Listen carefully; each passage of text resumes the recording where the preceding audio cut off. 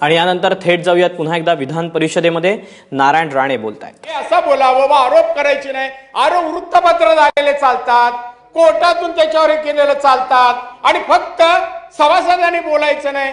इथे 3 आठवड्याचं किंवा 2 आठवड्याचं अधिवेशन याच्यात हे सगळे विषय बसवायचे।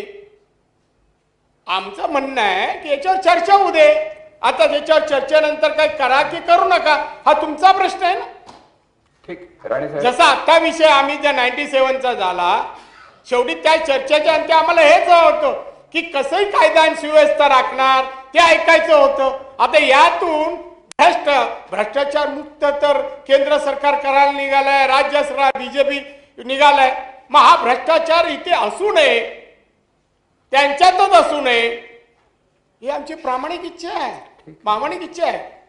असं काही चित्र दिसत नाही। आता बँकवर एकेका खात्याची त्यांनी कागदपत्र आणलेत, प्रदर्शन भरली जात आहेत आणि हा विश्वास आम्ही हे जर म्हणालो की भाजपात असं आहे, तुम्ही म्हणता नाही असं कसं राणे म्हणाले, रोज वृत्तपत्र म्हणतायत ना, यादी येते ना, ते एकदा कधी दूध का दूध पाणी का पाणी होऊ दे ना। आणि म्हणून चर्चा हवी, म्हणून मला आपल्याला विनंती करायची आहे की आपण या विषयाची आम्ही 289 दिला आणि तो सांगितलं हा विषय घ्या।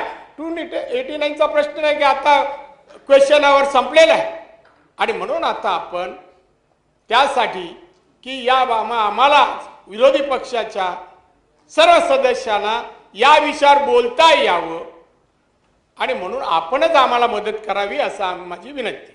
ठीक, राणे साहेब, 289 या विषयाचा मी आधीच नाकारलेला आहे। दुसरा, आज आपण कुठल्याही दुसऱ्या उचित आयुधाचा वापर करून हा जो प्रश्न आपल्याला गंभीर वाटत असेल तर 100% मदत ही आपल्या पाठीमागे निश्चितपणे मी उभं करेन, कारण मलाही कळतंय साहेबांनी आणि राणे साहेबांनी या ठिकाणी 200 कॅन्सल संरक्षण 89 या ठिकाणी प्रस्ताव दिला होता। सभापती महोदय, 17-18 महिन्यामध्ये अनेक मंत्र्यांचे आता मी उभा राहतो तेव्हा तुम्ही सगळेच खाली बसा। 17-18 महिन्यात सभापती महोदय या सदनामध्ये अनेक मंत्र्यांच्या विभागाच्या घोटाळ्याच्या बाबतीमध्ये चर्चा झाली आणि ती पुराव्यानिशी झाली। या विधिमंडळात आपल्याकडे सभापती महोदय त्या संबंधितले सर्व पुरावे आम्ही या ठिकाणी दिले। आता एवढे पुरावे दिल्यानंतर सुद्धा जर साप म्हणून आम्ही हाणत असोल तर असं नाही।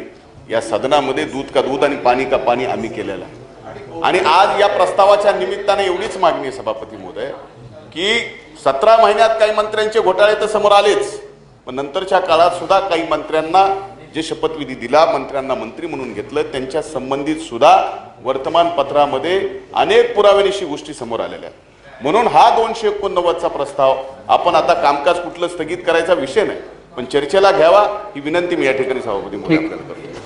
आज दिनांक 20 जुलै 2000 रोजी सर्वश्री धनंजय मुंडे, सुनील तटकरे, हेमंत टकले, विपसे यांनी सकाळी 10:69 वाजता विप 289 प्रश्नोत्तराचा तास स्थगित करून राज्य शासनाच्या सेवेतील कर्मचाऱ्याच्या मागील 1 वर्षापासून नियमबाह्यरित्या होत असलेल्या बदला या विषयासंबंधी विप 200